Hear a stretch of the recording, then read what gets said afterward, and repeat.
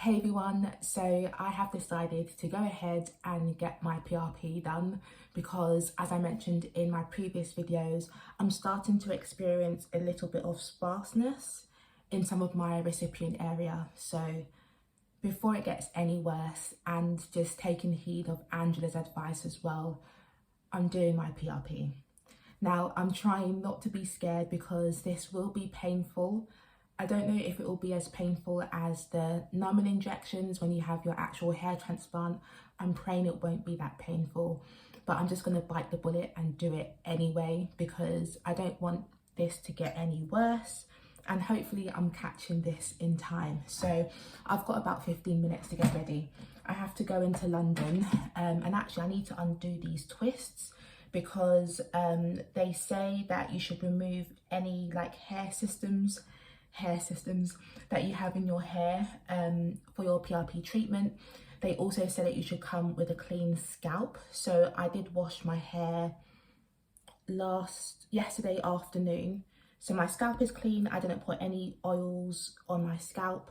I even just didn't really put much product on my hair at all, just very light leave-in conditioner. I have been trying to do a little bit of research just to understand what they say you can or that you should and you shouldn't do prior to getting PRP. Websites say different things. They're not really consistent in what they say. So yeah, I'm just gonna have to, I'm trying to work out how I'm going to do my hair to get on the train. But yeah, I'm just trying to err on the side of caution because different websites say different things. So I'm just trying to avoid doing anything that may prevent me from being able to get my PRP done today. I have drank a couple cups or like glasses of water.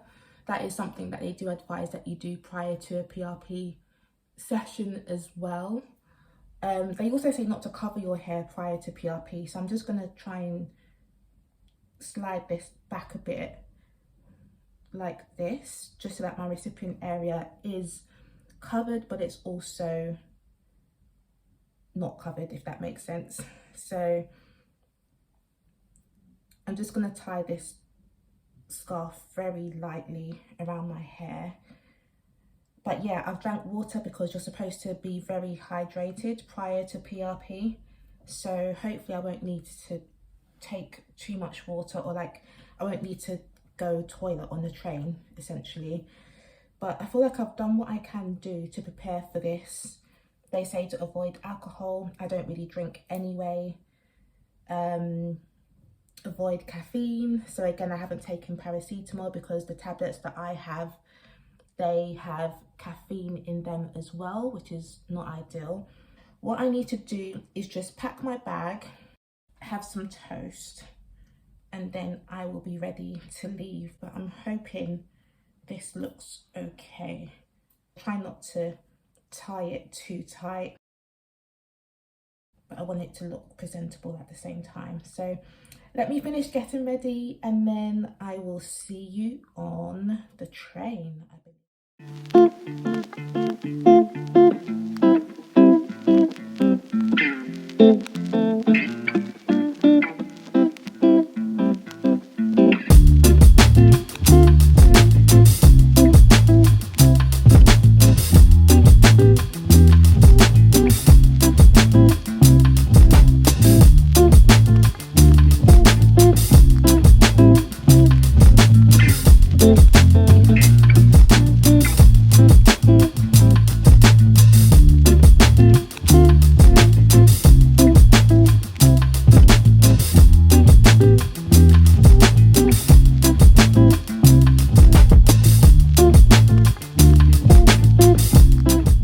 Okay guys, so this is me in the treatment room. I had met the gal who was doing my PRP treatment.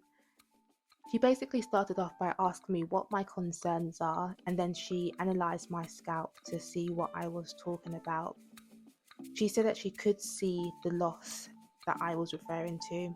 She said that it may be that in some areas the transplant didn't take too well because I had patches in only some areas of my recipient area. I told her that I did have hair in those areas initially, after my transplant, but that the hair started to fall out in about December of 2023, and that I was quite surprised when the hair started falling out. And I mentioned, the various reasons why I think it happened. She said that the hair loss looks like shock loss to her. She said that the loss is probably caused by different factors. Sometimes hair loss is caused by stress, by mineral loss, by our diet, by various environmental factors.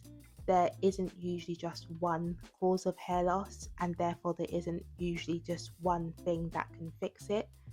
So if there's an underlying cause to my hair loss that I'm not dealing with at home, the hair loss may not be fully resolved by PRP until I address the underlying cause. That's just something for me to bear in mind, and something for you to bear in mind as well if you are experiencing hair loss and are considering PRP. She did ask me what vitamins I take, and I told her supplements that I take, and also that I had done recent blood tests and they came back fine in terms of my mineral levels. She mentioned what PRP is, so that she'd be using my own plasma to help grow back the hair that I've lost and the thinning that I'm experiencing. She said that I would need a few sessions though, so I would need to have PRP monthly, and that each session will be bespoke. In total, she thinks I will need about 4 to 6 sessions until I reach my ideal goal. So again, we need to bear in mind PRP is not a quick fix. It's a lengthy process, and it's also expensive, as we all know. So yeah, just managing expectations here. She checked the center of my head to see if there was any hair loss there. She said that the quality of my hair is fantastic, which I was pleased to hear. She said my hair is quite strong. It isn't dry, it isn't brittle. I do have some hair loss, but it's not major. And so she said that she'd be adding some PRP to my crown area as well. And I did tell her that Heather took 4,000 grafts, and that my donor area was quite large and quite wide, and that's something that she noticed as well, that I have a very wide donor area. So right there where she is pointing, she said that my hair is weaker in that spot as it's thinner. And again, many people have hair that is weaker in that crown area. It could be due to the hairstyles that we do, heat that we use, different styling products, etc.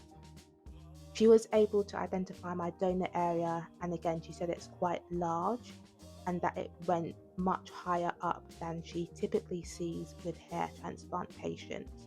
I'm not too surprised by that because 4,000 grafts is a lot.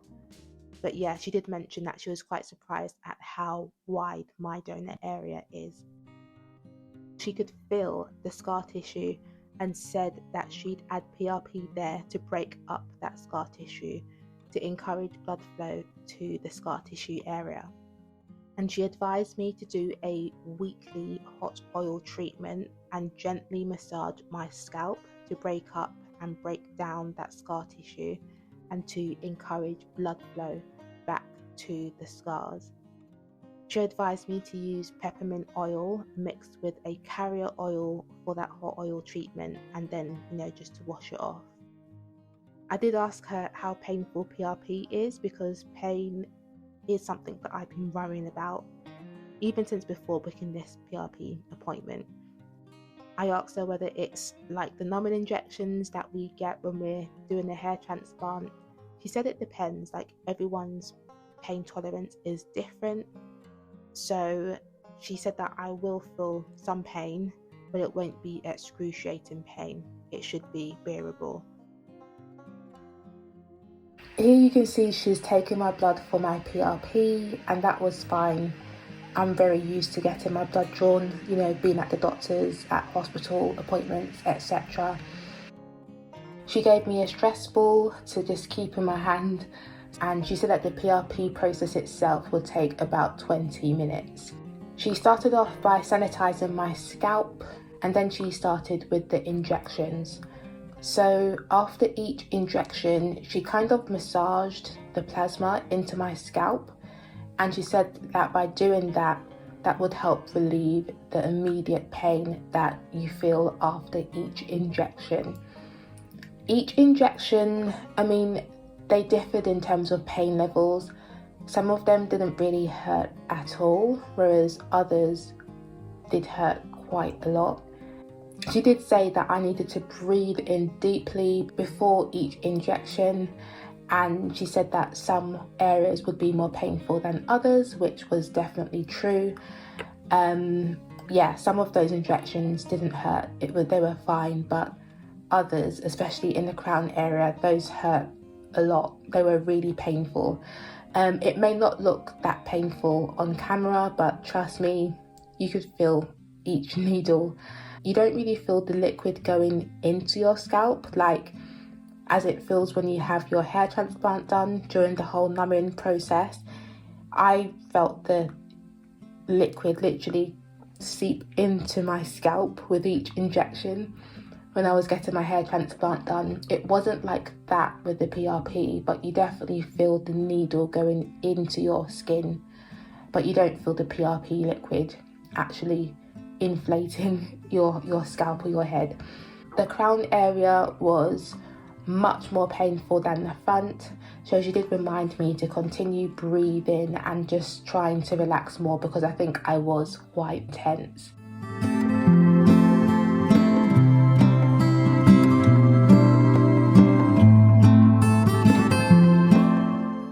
And then, as you can see here, I did start to get quite emotional. I ended up crying, which was not something that I was expecting, especially because when I had my hair transplant done in Turkey, I was a soldier. I really firmed up and told myself to be brave, and I didn't cry, I didn't get emotional, I just firmed the pain. But with this PRP, yeah, I ended up crying, and I think it was just the emotions of having to go through this again, because if you remember, when I was getting my hair transplant done, I told you guys, and I also told myself, that this is the first and last time that I am doing this or doing anything like this. I was really adamant that I wouldn't put myself through this again.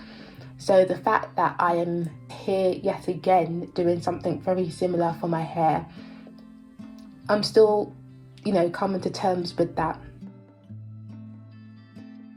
I've had a bit of a setback with the sparseness. Each PRP session is so expensive, and the emotional turmoil, or like the amount of emotional strength and physical strength it requires of you, I think it just became really a lot for me to digest, and I ended up just like crying. So she did have to stop for a few minutes for me to gather myself again.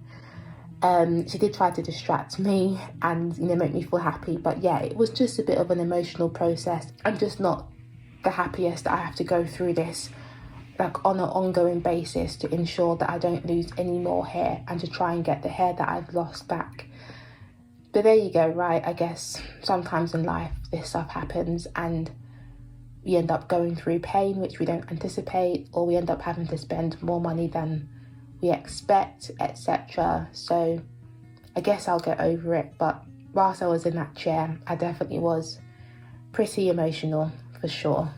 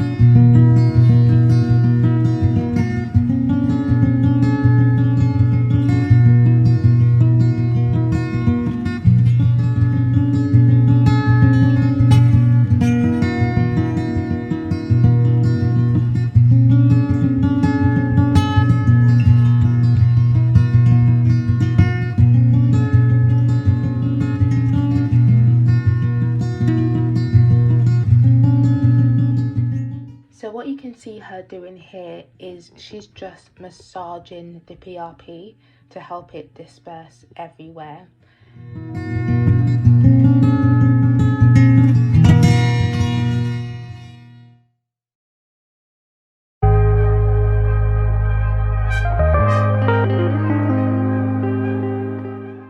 This is how I covered my hair on my way back home. I didn't tie it tightly. I didn't want to put any pressure on my scalp or the recipient area. In the next clip, I will catch you when I'm back at home the following day to review how my first PRP session went, how I slept and how my scalp felt for the rest of the day. So guys, it is the next day. I am back home and I'm gonna retwist this hair. I didn't do anything to it yesterday when I came home because she did give me some aftercare advice, and part of that advice is that you shouldn't apply any hair products to your hair for the rest of the day. So I just left it. And I didn't retwist it. I just waited 24 hours to do anything. In terms of the aftercare advice that she gives, she does suggest that you don't wash your hair for at least 24 hours after a PRP session. Also, don't apply any hair products to your hair. And she mentioned that we should try and avoid heat as well because you don't want to sweat out the plasma. So she said avoid cooking, avoid doing any exercise, avoid going to the gym, avoid being in the sun, direct sunlight, avoid going to the sauna. Basically, avoid doing anything that will raise your body temperature. So that's what I did last night. I also avoided caffeine. So she said avoid caffeine, avoid alcohol after PRP. Basically, just try and stay relaxed. Don't do anything that can wash out the plasma or that can sweat out your plasma. So that's what I did. So I actually booked a course of 2 PRP sessions with her, and I'll be going back for my next one in September. So I'll update you on how that goes. But yeah, overall, I'm really happy with my PRP with Sigal. Honestly, I'm so grateful that I even found her. So grateful to God that he led me to her online. There are so many clinics that offer it in London, so it is a bit difficult trying to decide who to go with, but I really do feel like Yah led me to her. Honestly, she's so caring, especially when I was crying. She was reassuring me, you know, trying to make me laugh and make me feel better. She took her time, she listened. She's got a real motherly spirit. So I really felt looked after by her. I felt cared for, and I didn't feel like she was rushing. I felt like she was really knowledgeable, like she knew her craft and she knew what she was doing. And I felt like I was in safe hands. So I'm so blessed that God led me to her. I really feel like he directed my steps and that it wasn't accidental that I found her. So I'm really glad with how the PRP went. Her clinic is called Polished Beauty London. It's near Lambeth North Station, so near Waterloo in central London. She has an Instagram page as well, which I checked out prior to booking with her. And just for your awareness, I used the Groupon to book my PRP because I wanted to get a deal because PRP is very expensive. So yeah, I booked it via Groupon. No issues at all with scheduling my appointment or, you know, even finding the place. It was perfectly fine. And I will be very happy to go to her again. Honestly, I feel like I'm in safe hands, and like Yah just really directed me to her out of all the like probably half a dozen of clinics I was considering. I'm so glad that I ended up going with her in the end. So yeah, that's how it went overall. I'm super happy. My hair feels absolutely fine. My scalp feels fine and, you know, normal today. It didn't really hurt yesterday when I came back home. I think like on the train it did feel a little bit like you could tell I had done something to my scalp, but it didn't hurt. It just felt like something had been, you know, had been done to it, which is the case. But yeah, after the PRP, my scalp didn't hurt. It didn't really feel too funny, and no issues sleeping at all. It was fine, basically. The only thing was that it did hurt. The PRP itself did hurt. I mean, when she got to my center, when she got to my crown, that felt like the numbing injections that you get when you're actually having your transplant done, because that's a really sensitive area of the scalp.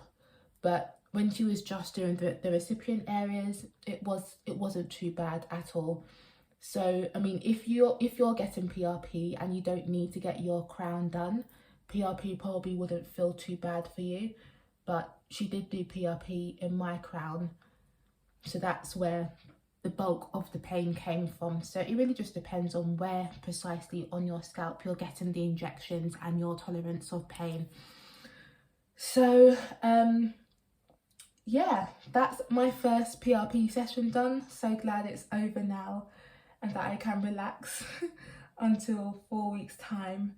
Let me know if you've got any questions at all that I haven't covered in this video.